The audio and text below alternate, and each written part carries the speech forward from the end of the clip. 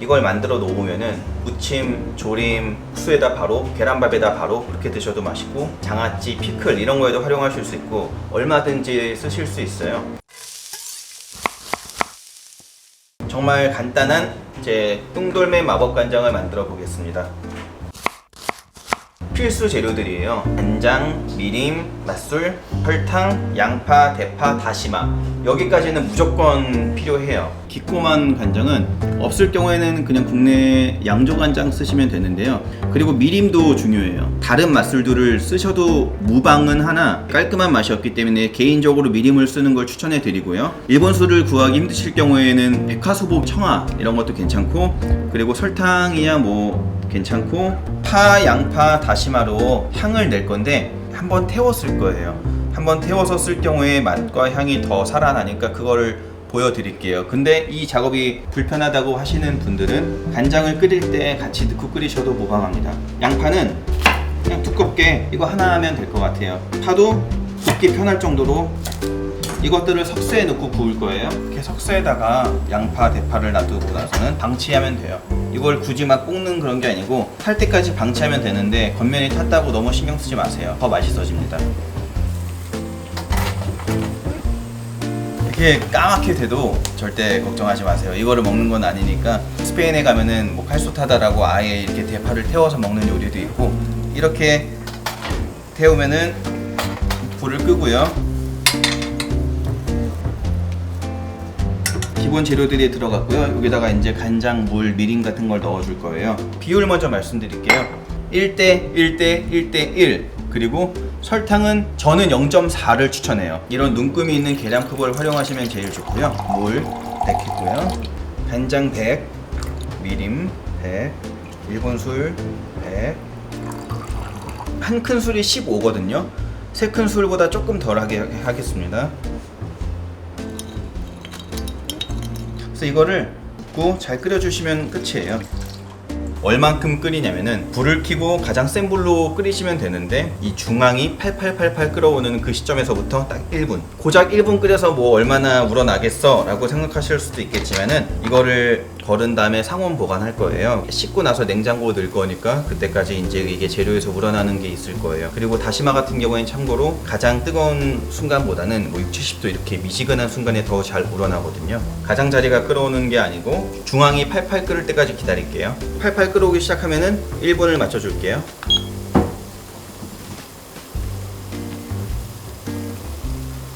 자, 1분이 다 되었습니다. 불을 끄고 이 거름망이 있는 스텐 보울에다가 다 담아주시면 돼요. 이게 식을 때까지 간장이 재료들을 감싸고 있기 때문에 더 우러날 거거든요. 식을 때까지 보관해주세요. 잘 씻어놓은 유리병에다가 옮겨 담아주시면 되는데요. 그 대파의 검정 그을은 부분이 신경 쓰이는 분들은 찻잎 제거기 이런 것들을 하나 올려두고 걸러내면 될 것 같아요. 우러난 재료를 빼주고 그거를 조심하게 담아주겠습니다.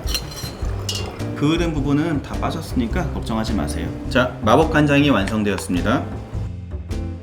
만약 이 과정이 번거롭고 귀찮으시다면 10월 18일에 출시되는 아재 마법간장으로 더 간편하게 조리해보세요.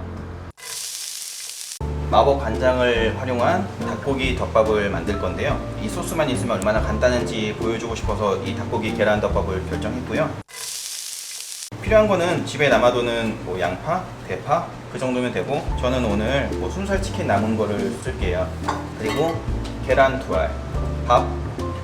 필수는 아닌데 후리카케랑 김가루가 있으면 좋아요. 특히 후리카케는 제가 굉장히 잘 쓰니까 제 채널을 봐주시는 분들은 하나 갖고 계셔도 유용하게 쓰실 것 같습니다. 양파랑 파는 얇게 써는 게 좋아요. 얇게 작은 한 줌, 파는 얇고 길게. 좀 뿌려 넣는 게 좋을 것 같습니다. 재료 준비가 벌써 다 끝났고요. 이제 조리를 시작할게요. 이 마법간장하고 물만 넣으면 되는데, 보통 햇반 하나를 기준으로 잡을게요. 210g짜리 큰 거 기준 하나를 잡았고요. 마법간장 2스푼 반, 물 1스푼 반. 이제 불을 켜면 되고요. 야채를 준비합니다. 금방 끓어오르죠? 준비해둔 닭고기를 올리고 계란을 올려주면 되는데 갈 섞는 것보다는 듬성듬성 풀리는 게 좋아요.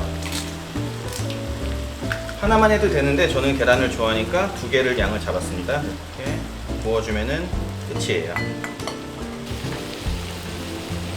위가 익을 수 있도록 뚜껑을 덮어주겠습니다. 불을 살짝만 줄여주시고요. 밥 위에다가 후리카케를 살짝 뿌려주고, 계란은 최소 1분에서 2분 정도는 익어야 된다고 봐야 될 것 같아요. 저는 좀 촉촉한 계란을 좋아하는 편이에요. 그래서 이것보다 살짝만 더 익으면 마무리 할 거예요. 지금 보이시면은 물컹물컹한 흰자 부분이 없어졌으면은 요리는 끝났습니다. 밥 위에다가 얹어주면 돼요. 얹고 나서 살짝만 모양을 잡고 취향에 따라서 김가루를 좀 올려주시면은 오야코동 완성입니다. 정말 간단한 비빔라면 레시피 해드릴게요. 버터, 라면사리, 마법간장만 있으면은 거의 완성이라고 보셔도 될 정도로 간단합니다. 끓는 물에 면을 삶는데, 혹시 집에 치킨 스톡 같은 거 있으면은 한 숟가락만 넣어줄게요. 이 면에다가 이 맛있는 약간의 육수를 좀 더 배기 하기 위한 그런 용도라 보시면 돼요.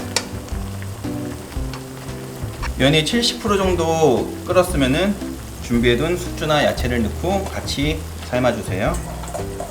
라면 사리만 해도 충분히 맛있는데 조금이라도 더 맛있게, 혹은 냉장고에 있는 거를 야채를 쓰기 위해서 숙주를 넣겠습니다.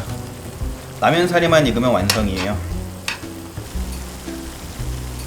자, 면이 이제 다 익었으면은 불을 끄고 이걸 헹구지 않고 바로 채반에다가 걸러내겠습니다.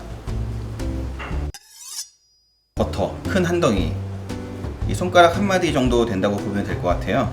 버터 큰 한 덩이를 밑에다 깔고 준비해둔 라면과 숙주 사리를 올려줍니다. 이제 여기서 필요한 게 마법간장 2스푼,